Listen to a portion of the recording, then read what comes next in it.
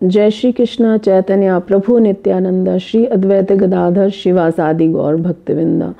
तो पंच तत्व के रूप में भगवान कलयुग के अंदर अपना विस्तार करते हैं और स्वयं भगवान महाप्रभु के रूप में अवतार लेते हैं और उनके पांच तत्व जो मुख्य उनके अंग हैं वो गदाधर पंडित स्वयं राधा रानी, अद्वैत आचार्य जो विष्णु जी और नित्यानंद प्रभु स्वयं बलराम जी और श्रीवास जो नारद जी हैं, ये पांचों मिलके भक्ति का प्रकाश करते हैं पूरे संसार भर में। और इसमें अद्वैत आचार्य की मुख्य भूमिका है।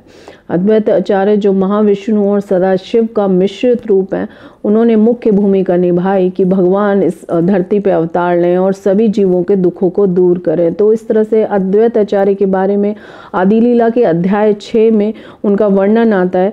सई नारायण मुख्य अंग अद्वैत, अंग शब्द अंश करी कहे भागवत। नारायण के मुख्य अंग है अद्वैत आचार्य। अद्वैत आचार्य कोटि ब्रह्मांडेर करता, आर एक एक मूर्ते ब्रह्मांडेर भरता। अद्वैत आचार्य कोटि कोटि ब्रह्मांडों के सृष्टा हैं और अपने विस्तार गर्भोदक्षाई विष्णु के द्वारा प्रत्येक ब्रह्मांड का पालन करते हैं। ईश्वर अंग अंश चिदानंद रस, माया रस संबंध नाई ए श्लोक कहे। महाविष्णु रे अंश अद्वैत गुण धाम, ईश्वर अभेद तेई अद्वैत पूर्ण नाम। समस्त सद्गुणों के आगार श्री अद्वैत महाविष्णु के प्रमुख अंग हैं। उनका पूरा नाम अद्वैत है क्योंकि सभी प्रकार से उन भगवान से, अद्वैत मीन्स वो भगवान से अभिन्न है, मीन्स भगवान और उनमें कोई अंतर नहीं है। जीव निस्तारीला कृष्ण भक्ति करि दान, गीता भागवते कैले भक्ति रे व्याख्यान। उन्होंने सारे जीवों को कृष्ण भक्ति का उपहार देकर उनका उद्धार किया। उन्होंने भक्ति के प्रकाश में भगवद गीता तथा श्रीमद् भागवतम की व्याख्या की। भक्ति उपदेश बिनु तार नाही कार्य, अतएव नाम हैले अद्वैत आचार्य। उनके पास भक्ति की शिक्षा देने के अतिरिक्त अन्य कोई कार्य नहीं था, अतएव उनका नाम अद्वैत आचार्य। उनका जन्म नवग्राम में हुआ, बंगाल में।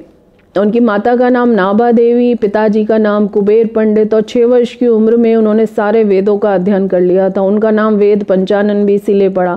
कमलाक्ष क्योंकि उनकी आंखें कमल जैसी थी, ये भी उनका नाम है। कमलेर नयन तही याते अंग अंश, कमलाक्ष करी धरे नाम अवतंस। क्योंकि वे कमल नयन परमेश्वर के अंग तथा अंश है, इसलिए उनका नाम कमलाक्ष भी है। तो इस तरह से कई नाम भगवान चैतन्य महाप्रभु उनको नाड़ा कह के पुकारते थे क्योंकि वो उनसे काफ़ी बड़े थे, बूढ़े थे। वो 52 इयर्स की थे जब अद्वैत आचार्य, जब चैतन्य महाप्रभु अवतरित हुए। और उन्होंने भगवान की सेवा पूजा, शालिग्राम जी की सेवा पूजा किया करते थे तुलसी दल और गंगा जल से, और भगवान को पुकारते थे। करुण पुकार उनकी सुन के भगवान चैतन्य महाप्रभु ने स्वयं अवतार लिया और पूरे संसार भर का उद्धार किया। और चैतन्य और महाप्रभु की सेवा अद्वैत आचार्य जो भगवान का ही एक्सपेंशन है, उन्हीं का अवतार है, सेवा के रूप में करते हैं, दास के रूप में करते हैं। वो चिल्लाते थे कृष्ण रे दास मोई, चैतन्य रे दास मोई, चैतन्य रे दास, तारे दासो रे दास। तो इस तरह से वो बोला करते थे।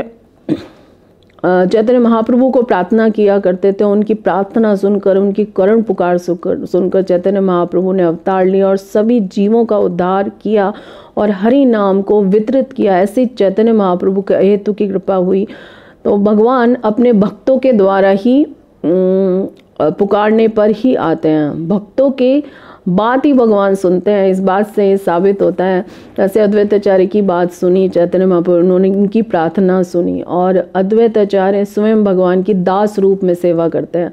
तो दास रूप बहुत, आज यही मैसेज देना चाहते हैं हम कि दास रूप बहुत महत्वपूर्ण है। भगवान स्वयं अपने ही प्रेम का आस्वादन लेने के लिए स्वयं चैतन्य महाप्रभु, भगवान स्वयं चैतन्य महाप्रभु के रूप में, भक्त के रूप में भगवान अवतार लेते अपनी ही प्रेम का आस्वादन करने के लिए। तो जिसको भी भगवान के प्रेम का आस्वादन करना है उसको दास भाव में ही करना होगा, कोई और दूसरा ऑप्शन ही नहीं है। क्योंकि भगवान स्वयं अपने प्रेम का आस्वादन दास भाव में कर रहे हैं। स्वयं बलराम जी, स्वयं लक्ष्मण जी, अनंत शेष सब भगवान की सेवा करें, सदाशिव जी, तो सभी भगवान की सेवा दास भाव में कर रहे हैं। और अद्वैत आचार्य भी दास मानते थे। हालांकि चैतन्य महाप्रभु उनकी पग धूली लेते थे और अद्वैत आचार्य को अच्छा नहीं लगता था।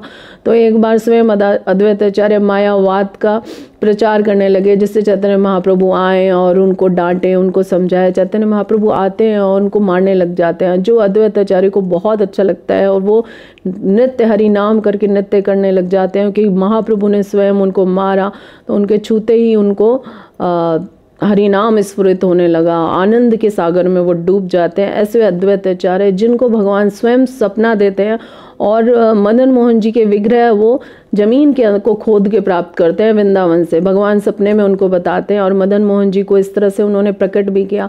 अगेन फिर भगवान उनको दूसरा सपना देते हैं और मदन मोहन जी को चौबे जी के घर देने के लिए कहते हैं, और उन्हीं चौबे जी के घर से सनातन गोस्वामी को मदन मोहन जी प्राप्त होते हैं। इस तरह से और भगवान स्वयं चैतन्य महाप्रभु उनको दर्शन देते हैं, स्वयं द्विभुज श्याम सुंदर के रूप में उनको दर्शन देते हैं, क्योंकि ऐसे अद्वैत आचार्य चाहते थे कि भगवान के दर्शन हो उनको, और वो सही से समझ पाए चैतन्य महाप्रभु के अवतार को। तो इस तरह से भगवान चैतन्य महाप्रभु की उनको कृपा होती है और वो चैतन्य महाप्रभु उनको दर्शन देते हैं।